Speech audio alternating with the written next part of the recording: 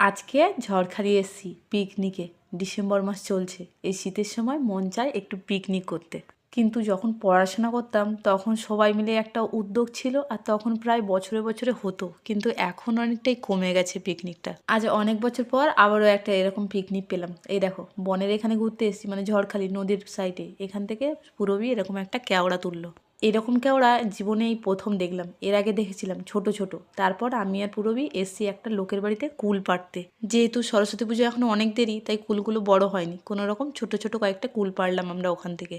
এদিক ওদিক একটুখানি ঘোরাঘুরি করলাম, তারপরে এখানে এলাম, মানে যেখানে আমাদের পিকনিকটা হচ্ছে। ওখানে এসে দেখি ওরা সবাই চিকেন খাচ্ছে।